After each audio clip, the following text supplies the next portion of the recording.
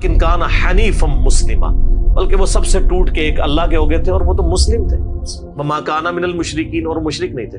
तुम तो शिरक करते हो। तो डॉक्टर साहब जब ये आयत पढ़ते थे वो कहते थे इसको अपने आप पे भी फिट कर लें कि नबी इस्लाम ना देवबंदी थे ना बरेलवी थे, बल्कि वो सबसे टूट के एक अल्लाह के हो गए थे और मुस्लिम थे। जिस बात की गलती का टॉन्ट यहूदो नसारा को किया जा रहा है, हमें नहीं किया जाएगा। इब्राहीम अलैहिस्सलाम, हमारे नबी अलैहिस्सलाम ना सुन्नी थे ना शिया थे, बल्कि तो मुस्लिम थे। वह सम्माकुमुल मुस्लिम, इसी पे अपना आप फख्र महसूस करें। कुरान कहता हुआ सम्माकुमुल मुस्लिमीन, अल्लाह ने तुम्हारा नाम मुस्लिम रखा है। बिल्कुल बजा है, अपनी जगह पे बिल्कुल ये बात दुरुस्त है। जब दीन के एतबार से बात होगी तो हम दीन के एतबार से मुस्लिम हैं, और न सिर्फ हम बल्कि कुरान की आयत की रोशनी में अल्लाह रब्बुल इज़्ज़त के जितने अंबिया दुनिया में तशरीफ़ लाए हैं वो सारे मुस्लिम हैं। और नबी करीम अलैहिस्सलातु वस्सलाम की बेसत से पहले जिन लोगों ने उन अंबिया की तालीमात को सही तरीके से माना है वो सारे के सारे मुस्लिम हैं। अल्लाह रब्बुल इज़्ज़त ने कुरान मजीद की सूरह आले इमरान की आयत नंबर 85 में इरशाद फरमाया, वमन यब्तगी गैरल इस्लाम दीना फलन युक़बल मिन्हु, जो इस्लाम के अलावा किसी दीन को जो है ना वो चाहेगा उससे वो दीन कबूल नहीं किया जाएगा।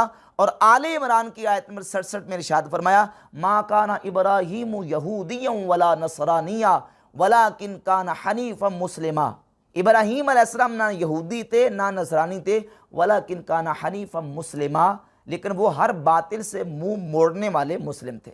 और ऐसे ही सूरतुल बकरा की आयत नंबर 132 में फरमाया, ववस्सा बिहा इब्राहीम बनीही, इब्राहीम अलैहिस्सलाम ने अपने बच्चों को, अपनी औलाद को वसीयत की, व याकूब, और जनाब याकूब अलैहिस्सलाम ने वसीयत की, या बनिया इन्नल्लाह अस्तफा लकुमुद्दीन फला तमूतुन्न इल्ला व अंतुम मुस्लिमून। याकूब अलैहिस्सलाम ने अपने बच्चों को वसीयत की कि ए बेटो, अल्लाह ने तुम्हारे लिए दीन को पसंद किया, बस तुम ना मरना इल्ला व अंतुम मुस्लिमून, मगर इस हालत में कि तुम मुसलमान हो।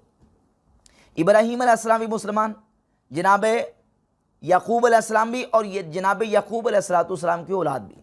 अब सवाल ये पैदा होता है कि फिर सारे अंबिया और उनके मानने वाले मुस्लिम हैं तो हम किस कैटेगरी में आएंगे? जब बात आएगी दीन की तो दीन के एतबार से सारे नबी मुस्लिम हैं। जब शरीयत की बात आएगी तो शरीयत के बाहर एतबार से वो कौमें जो मूसा अलैहिस्सलाम का कलमा पढ़ने वाली है वो मूसवी हैं, जो ईसा अलैहिस्सलाम का कलमा पढ़ने वाली है वो ईसाई हैं, और जो नबी करीम सल्लल्लाहु अलैहि वसल्लम का कलमा पढ़ने वाले हैं वो क्या हैं? मोहम्मदी हैं। शरीयत के एतबार से, दीन के एतबार से सब मुस्लिम हैं, और शरीयत के एतबार से मूसवी, ईसाई और मोहम्मदी।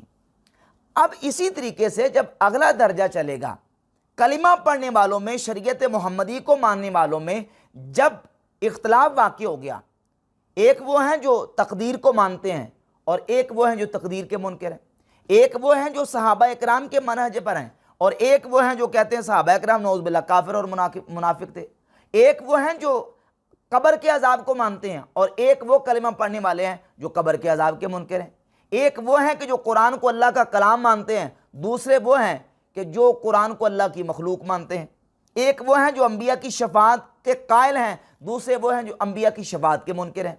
अगर इस तरह के बड़े बड़े जब इख्तलाफात पैदा हुए तो सारे अपने आप को मुस्लिम कह रहे हैं। अब कैसे पता चले कि सहाबा के मनहज पर चलने वाला और उसी जमात और सवाद आज़म की पैरवी करने वाला कौन है? तो फिर हमें यह टाइटल इस्तेमाल करना पड़ेगा अहलुस सुन्ना वल जमा।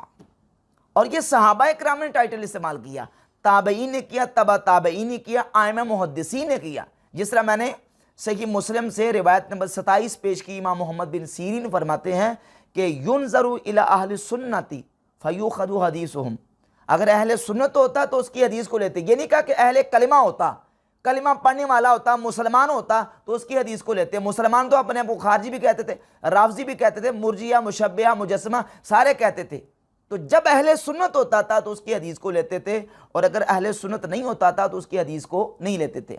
अच्छा, जब इख्तलाफात ये पेश आए, पैदा हुए, तो उस पर फिर आइमा असलाफ ने, मुहद्दिसीन ने, हमारे अकायद की आइमा ने किताबें लिखी और किताबें लिख के बाकायदा अहले सुन्नत के अकायद को जमा कर दिया। मिसाल के तौर पर यह किताब है इमाम अबू बकर अहमद इब्नुल हुसैन अल बहकी अल मुतवफ़ा 458 हिजरी, उनकी किताब अल एतक़ाद वल हिदायतु इला सबील रिशाद अला मज़हब सलफ़ी अहले सुन्नत वल जमा, अहले सुन्नत व जमात के अकीदे पर। यह किताब इमाम हिबतुल्लाह अल्लालकाई अल मुतवफ़ा 418 हिजरी की शरह उसूल एतक़ाद अहले सुन्नत वल जमा, अहले सुन्नत व जमात के एतक़ाद की शरह। यह किताब इमाम अबू जाफ़र मोहम्मद बिन सलामा अत्तहावी की अल अक़ीदतुत तहाविया अल मुतवफ़ा 321 हिजरी। जब शुरू में लिखते हैं तो इसकी इब्तदा और आगाज़ इस अंदाज से वो फरमाते हैं कि इस किताब को मैंने अक़ीदे के मौजू पर लिखा है।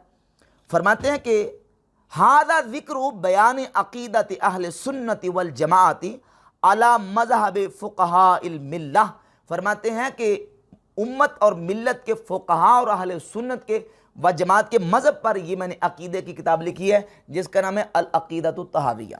तो आइमा मुहद्दिसीन और अकाबरीन ने ये जो टाइटल है अहले सुन्नत वल जमा का, इसलिए इस जिक्र किया, बयान किया। एक तो सहाबा इकराम से चला रहा है और दूसरा इसलिए कि ताकि गुमराह फ़िरक़ों से इम्तियाज़ हो जाए और गुमराह फ़िरक़ों से जो है ना वो हमारा जो है ना वो अक़ीदा बिल्कुल वाज़ी हो जाए कि ये अक़ीदा अहले सुन्नत व जमात का चला रहा है।